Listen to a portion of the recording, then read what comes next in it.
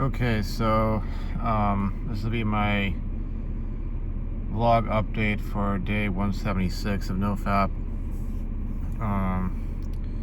It's about, 13 minutes or so till the class is supposed to start. I have not really started working on that lab. Honestly, I haven't really touched it. I've downloaded all the files, but and I've looked through the form, or the prompt, but haven't done anything about it. I guess we'll see. I'm gonna probably asking the professor some questions about the grades and that sort of deal, because I really need to sort of weigh my options. If I decide to stay with the class, then I'm gonna have to start on that lab today, and it's gonna be a bunch of number crunching, which it's gonna take a while. That's why I would need to start early, unlike last time, which is part of the reason why I didn't even get that turned in. Because in all honesty, like, if I'd started a few days early last time and I still had mucked it up saving the file in the wrong format, I could have gone back and spent 2-3 days number crunching and getting this stuff straightened out, that sort of deal, and turned it in. But that lost me 4 percentage points, and there was 3 percentage points lost per quiz, so that's about 10, dropping me down to at most a 90% in the class, and that's assuming that I aced everything else, which not gonna happen. I'll have to see what the exam grade turned out to be, and sort of gauge whether I can go forward with this or not, because I need a B or higher in this class. And well, it would be a real kick in the what's to withdraw from the class and have a W post graduation. It's really a case of this quote unquote perfect storm of things, and hopefully moving forward, if I go back to the old workplace, I'll be in a sort of environment where this kind of stuff is not an issue. Because, man, and this is me trying to respond to Dark Magician's comment. I only caught a snippet of it in the notifications. I had to go to my email associated with this account to read the full thing. And I'm also going to respond to Giza. Haven't heard from you in a while, so but okay, so as far as focusing on my health, I've been sticking to that diet pretty well. Started losing a little weight, kind of fluctuated between 1 and 3 pounds this last week. And assuming I keep up with it, and it kind of gets to the point where you kind of get bored of eating, so you kind of lose your appetite a bit, and that maybe accelerates the weight loss. Basically taking care of that sort of thing. I might start up a workout routine. Maybe I'll record myself doing some exercises, that sort of deal. Make that sort of part of this channel. Start a playlist for that. But I have been getting way more sleep, way more consistently, obviously, since I didn't have to go into this whole work situation. Paying off my debt, well, I took a significant chunk of my last paycheck and I threw that at this next debt that I've been paying off, which I think, I don't know when I'm going to do another Journey Out of Debt update vlog, but I'll probably talk about that in more detail, especially once I get my my severance pay deposited into my account, which should be on the 15th of this month. And I've been in contact with the old boss. He's forwarded my resume to the manager, and they're not hiring people as fast as they used to be, but they're working through it right now, so I'll probably have a position back there, probably in a different department, so I can expand my skill set, and I'll be around the right kind of people and all that. I'll have some explaining to do to some of the folks, okay, why did you leave? Why are you coming back? you know, what was up at the other place, blah, blah, blah. And, you know, it's kind of gave me the perspective being out of that company and then looking back and going, you know, maybe things weren't so bad, that sort of deal. There are a lot of good things about working at this other company, at the old company. But that, and just talking about sort of the, you know, you don't want to trash talk the more recent company, but there are definitely problems with the dynamics of the group I was in, needless to say. But you know, as far as all academic stuff is concerned, I'll be honest with you, like, as tough as the night shift was at the old workplace, it's kind of weird, but I was able to, like, handle my class a heck of a lot better than the class that I'm taking now at, you know, when I was at this last workplace, because, you know, it was like, something I figured was like, you know, if especially if I, you know, use one of my breaks to, like, take a quick nap, you know, mid shift, you know, we could do that. We have actual napping rooms, or they have actual napping rooms at the old workplace. You can, like, take a 20-30 minute nap, that sort of deal. But it'd be like the times of the day when I'm, like, the most awake and most energetic, and it's probably just something that's, you know, sort of natural to humans. You know, it's like when the sun's up, like, because you think about, like, the fact of evolution on, like, our eyesight and our hearing and, you know, all these other factors of our biology. It's like, okay, we're clearly supposed to be, I think the term is diurnal, not nocturnal, but we're supposed to be, like, you know, up and at it, you know, around, you know, during the day. And the hours that I would be the most awake, even after a long as, you know, shift at work, would be during the day, you know.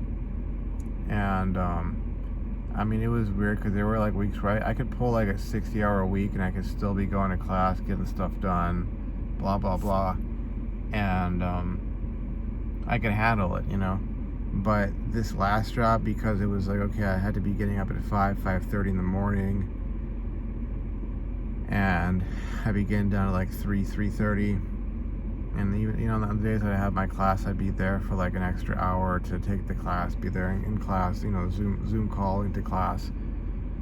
And I'd get home and I would just be exhausted. A lot of times it was just, you know, I would have a hard time getting to sleep. Sometimes it was caffeine, sometimes it was other stuff.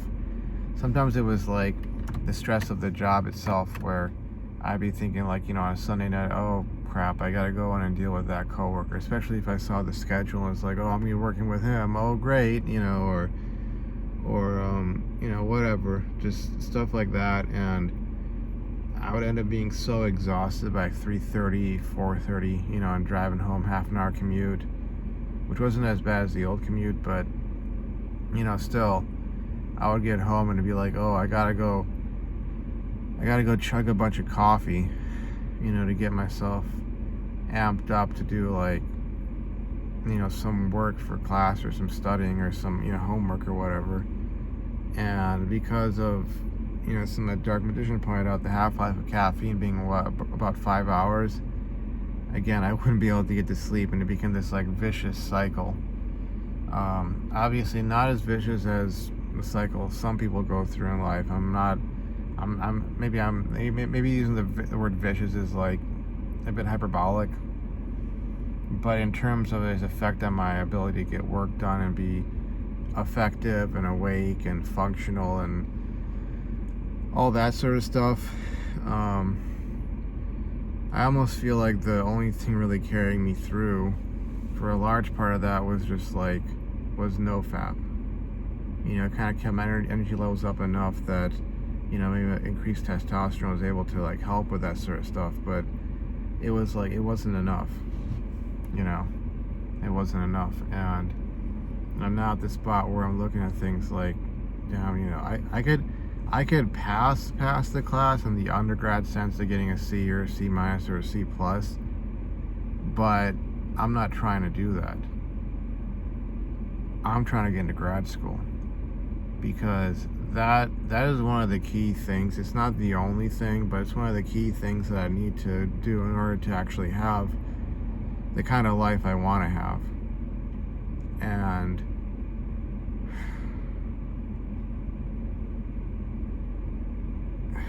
there's always roadblocks that seem to be forming up in the way of that.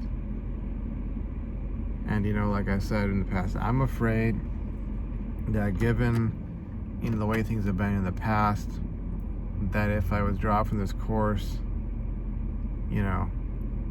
it's going to be like the beginning of yet another pattern, and I'll have to look forward into the future and plan things out a bit better. I know I'm taking a class this summer regardless, whether or not I withdraw from this or not. I'm not gonna sit on my haunches, so to speak, and pout about it and mope about it. I gotta get up and give back at it, and it's most likely gonna mean taking some classes at a local community college, because some of these courses,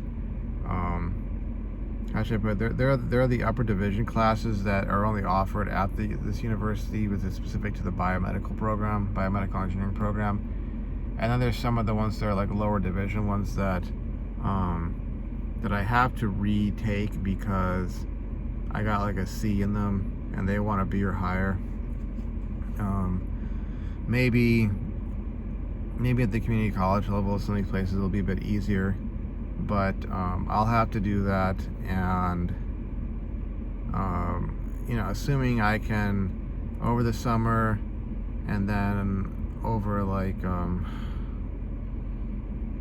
over the fall, if I can really bounce back and get some A's, I'll be able to look at this as a hiccup, that it was like, sort of like maybe I had 30 hiccups during undergrad, but then I had one in the post back, and then I got into grad school, and it kind of just went smooth from there on out, and that sort of thing. Because man, these last few months have been tough. My dad having a stroke, dealing with this difficult work situation, getting terminated, losing my job, and even if I had kept the job, and let's say they'd terminated her, which they probably wouldn't do. They probably would have just terminated us both, because it's sort of this whole deal. They don't want to come off as if they're biased, so they'll terminate the instigator. Maybe they won't give the instigator a severance package. They'll be like, we're terminating you for misconduct. You shouldn't have been doing this in the workplace. Coming here looking for a boyfriend, flirting with your coworkers, creating conflict and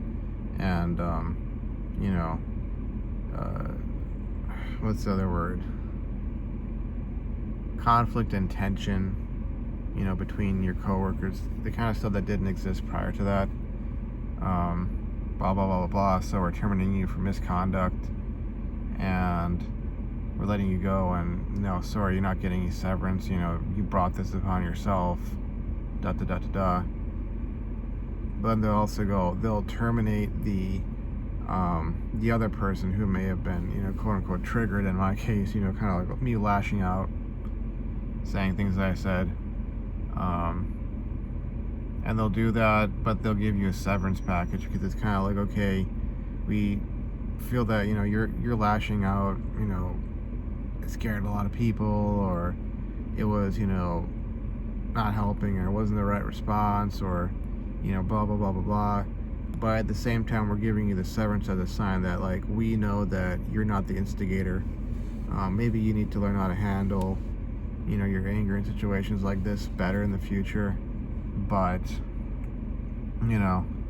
it's not entirely your fault, so we're kind of giving this to you. So it'll be like, hey, sorry, we need to do this, but, we're going to send you on your way, that sort of deal. And, we're going to we'll do what we can within bounds of what we can do to make sure that you're not completely, left out in the cold, so to speak. That sort of a deal. So all of that combined, man, it was just really a bad situation to be in, and that's why I'm here. And You know, I know I've spent the last several videos like moping about that girl. It's not just her in particular. Maybe this is me like kind of rationalizing my moping, but it's sort of this idea of like, I find a girl who has all these traits, even like, especially physique wise, you know, hair color, eye color, body type, all of that, who I actually like and want. And, you know, it turns out that she's, you know, all these other messed up things. And, you know, this is not a case of, and I want to make this clear, it's not a case of, oh, I just didn't have game or so. Yeah, there were some things I said that were like, okay, you know, bit extra, you know, kind of like, you can joke about a certain topic up to a certain point, and then when you start talking about it too much, it becomes weird or awkward. I could say, okay, that's a little bit of lack of my game, or perhaps I have like a self-sabotaging sort of tendency of sorts. But this is not like, you know, one hand, you know, trying to make a clapping sound. It's like two hands, you know. So then there's her half of the thing, which is, you know, any guy who came off as stable or had a future or ambition or so, especially some guy with a chemical engineering background, it's like, oh, that reminds her of her father. She never said that, but I could kind of tell. And, you know, what they might call daddy issues of a different form, where it's kind of like, oh, she wanted to, like, you know, get out there and dick around, essentially, and find some kind of guy she could dick around with that wasn't serious. She couldn't see herself having a serious future with, because she, you know, oh, she just wants to have fun right now. And you know, in some sense, that's kind of always been the case with, you know, young women down the millennia. You know, oh, I just, you know, girls just want to have fun, like that 1980s song. But, you know, there was also the love bombing phase with her, which in retrospect is something that either BPDs or NPDs do. It's sort of a narcissistic trait or behavior that BPDs exhibit, even though they're predominantly emotionally unstable. And the narcissists, you know, definitely, like, they take the cake in that. And honestly, like, there was that whole aspect where it was like, okay, you know, she had to try and get every guy wrapped around her finger that she could, because that would be validating for her and, you know, give her that sort of high. And all those factors combined, you know, and I don't want to go wax philosophical about the state of society or whatever. I've kind of done that already, but all those factors combined, it was a messed up situation, because, like I said, it was this girl who, by my own estimation, drop dead gorgeous, hot AF, all that kind of stuff, and seemed to have certain habit ways, you know, that made her such that she'd be the kind of girlfriend, fiance, wife that, you know, okay, like, she'll keep herself in shape and she'll want to be attractive to you and all that kind of stuff. But you combine that with the narcissistic tendencies of wanting to have some, you know, new guy's validation, and that would not be a great spot to be in, you know, if I'd ended up with her. But it really threw me for a loop, because it was kind of like, oh, yet again, this kind of girl again. You know, why am I having to be put through this now? And why at my workplace? And, you know, I thought I already paid my dues with this kind of stuff. Why is this happening again? Blah, blah, blah. But that's so much of why I did. Not so much that I thought that she was a special someone, but it was this whole meta analysis or meta perspective. I was saying, like, okay, so if I find a girl who I like, you know, because I like her, you know, it's gonna be painful and it's gonna be full of suffering. It's like almost like I'd only be able to get with the kind of girl I never wanted, you know. And how can you be with someone you don't want, you don't desire? You know, I mean, maybe this is me being a man, me being, you know, a guy, but, you know, maybe this is why so many divorces happen, because it's kind of like you have one party rationalizing themselves into getting with the kind of person they don't actually want. But, well, you know, he has a good job, he makes good money, yeah, he's not as attractive as, you know, the guy who, you know, she just recently broke up with because she couldn't get him to commit. But, oh, he's Mr. Good enough, you know, whereas it seems like, you know, in most situations, at least the ones that I've encountered, especially in my own life, it's by and large been a case of, like, I genuinely desired the girl, or I genuinely, you know, lusted after her, or I genuinely wanted her, or I loved her genuinely. And, you know, that's why I was able to stick around or be there or commit or be in the relationship, because I wasn't sitting there going, oh, well, you know, she's not exactly what I want, but, you know, I guess I'll get with her because, you know, blah, blah, blah. Like, I remember back at one of the colleges I attended, I remember, like, there were girls there who wanted to sleep with me, but they weren't the girls that I wanted. And it was like, I would kind of go through this sort of mental gymnastics of trying to rationalize myself into giving them a shot, you know, taking a chance on them, that sort of thing. And I just couldn't bring myself to do it. It felt wrong. It felt off. It felt disgusting, you know? And you could say, oh, that's because you didn't want to objectify them or use them or so on. Yeah, there's that angle there. But I don't know, it felt wrong to be, like, trying to trick myself into getting with a girl who I didn't desire, you know? And that adds another layer to the sort of irony of these situations where it's like, okay, here's a girl I actually want. Like, my heart skips a beat when I see her, sort of a deal, you know? Or when she laughs at one of my jokes, it's like it lights up my life and my, you know, my heart or my mind, or, you know, gives me that sort of emotional high of, like, oh my god, the girl I like, you know, actually thinks I'm funny. Oh my god, the girl I like actually likes me, I think, you know? That sort of a deal. And yet, those girls I can never get. And they'll always get with, it seems, with the guy who's like the polar opposite of me. If I'm fit, he's gotta be fat. If I'm stoic, he's gotta act effeminate. If I have ambition and drive and I have these things I'm working on, these plans I'm going for, and I'm, you know, putting as much effort in as I can and doing that, well, he's just gotta be some bum who's content with working a grunt level, you know, job where he's just, you know, just basically, you know, being a, I don't know, a quote-unquote operator for the rest of his life, you know, not becoming an engineer or a research scientist or doing anything really, truly groundbreaking or ambitious, you know. But she'll have to go for that kind of a guy. And she'll have to go for that kind of a guy when she's young and hot.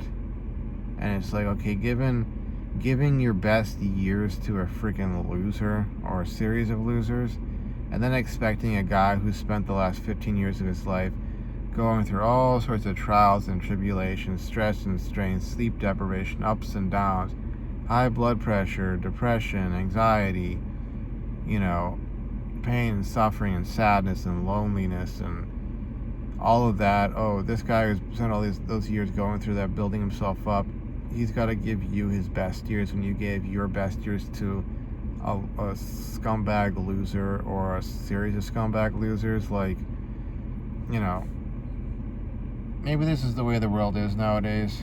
Maybe it really is like that. You know, you got so many data points pointing out a direction. Maybe it really is that like that. Maybe all these red pill guys are 150% right. Maybe they're not just 90% right, or, you know, 99% right. Maybe that sliver of hope that, you know, you kind of want to hold out on and think that, oh, if I just, you know, play this game the right way, I can somehow, you know, get something, you know, something healthy, functional, and, you know, fulfilling. Maybe they're all right. Maybe, and what I mean by that is maybe they're 100% correct, you know? But that doesn't make it okay. That doesn't make it right. And I think a lot of the problem I see in the world is that, you know, we make so many freaking excuses for the scumbags and the losers. You know, we'll have people getting so bent out of shape when some, you know, druggie or some criminal or some just, you know, not even a druggie or a criminal, just some loser, never was, a has-been, a ne'er-do-well, when that person, guy or gal, you know, gets their comeuppance, it's like, you know, oh, we gotta get so mad that there are consequences to their actions. You know, it's kind of like, you want to talk red pill stuff, it's kind of like when you have these 30-something-year-old women who dicked around in their 20s, you know, turned down, you know, good guys left and right, decided to skank it up or pursue their careers, you know, typically in worthless degrees, in worthless, you know, fields of study, and you have the entire world like trying to make them have their cake and eat it too, you know, have them get their cake and eat it too, meaning that, okay, we gotta take these guys that built themselves up, we're not scumbag losers, and we gotta shame them into marrying these women, you know, they don't do it, they're not real men or whatever the heck. And it's like the fact that so many of us just roll over and play dead, and we're just like, well, it's just how it is, you know, that's just how they are, you know, you can't hold them to anything, you know, there can't be any consequences, you know, blah blah blah blah blah. It's like, no, that has to be that interplay between, like, okay, you have the opportunistic side trying to get away with as much as they can, and you have the idealistic side holding them to some sort of standard. And if you don't have that middle ground, you know, where both sides are, you know, in agreement, like, things are gonna fall apart, and they already are falling apart as far as I'm concerned. And I just kind of sit there and be like, oh, I'm just gonna roll over and play dead. I'm not gonna say anything, not gonna do anything, just gonna accept it, you know, on to the next one, whatever, because, you know, on to the next fiasco, on to the next heart-wrenching drama fest, you know, where it's yet another girl I like who has to go for the guy who's the polar opposite of me, who's a scumbag loser because she just wants to have fun. No. You know, even if I pursue a path of response, which, as I've done in this case, for instance, where I utilized the powers that be, and I had to take the hit of getting terminated in order for her to get, you know, her comeuppance legally and logically and morally, not some psychopath way, but, you know, the legal path, you know, that's what I'll do. And all that being said, like, you know, she's not special in and of herself. It's the whole dynamic of girl I like has to reject me, girl I like has to have something wrong about me, girl I like has to hold me to such extremely high standards, but meanwhile she's basically spreading her legs for some scumbag loser is the polar opposite of me. That kind of dynamic, you know, that's what really eats away at me. You know, that's what really, like, kicks me in the nuts, so to speak, and punches me in the gut, you know. That's what sucker punches me, you know. All that being said, to respond to Giza, as far as, like, the pros of, you know, approaching 6 months of Nofap are concerned, the biggest thing has just been mental emotional stability for the most part. I mean, there are some things that will still affect me, but I'm not going through my day in general just having a meltdown every hour on the hour. You know, it's not like that. I'm not laying about in my room depresso for no reason and sitting there going like, why am I feeling so bad? Nothing's happened, you know. I'm not like that.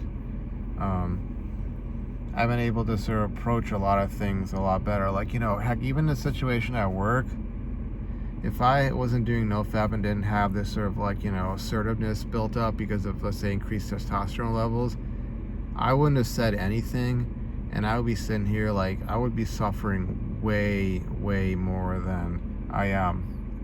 right now. It would be way worse. And I'd just be running in circles, you know. But I'd say, yeah, mental emotional stability, better sleep,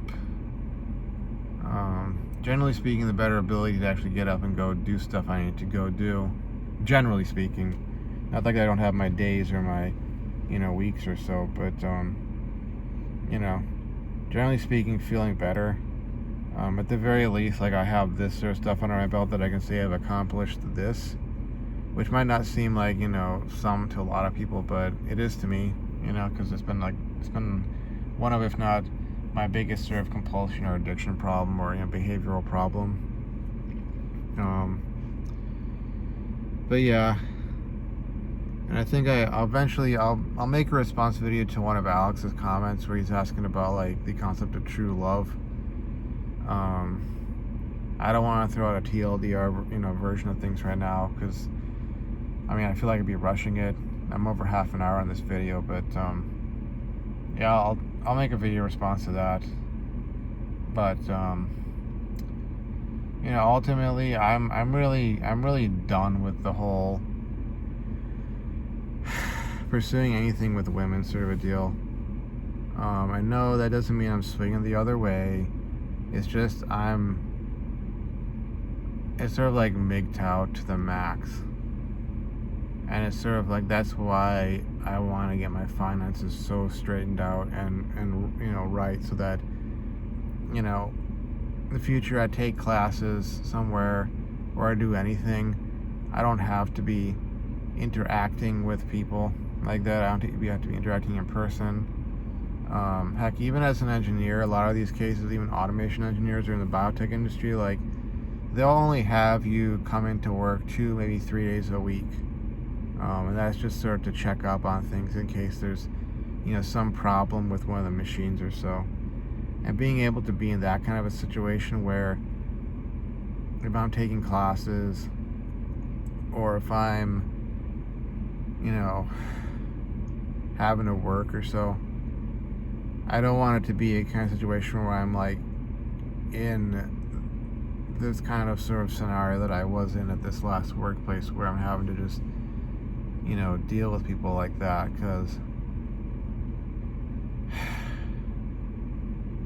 it's like false hope you're being given, and you're having this crap thrown into your life because somebody else wants entertainment and drama, because they're not getting enough of that themselves, so they gotta basically use you as that. And they don't care how it affects your life. They don't care if it makes you fail a class, or you end up losing your job and you might end up homeless. They don't give a crap.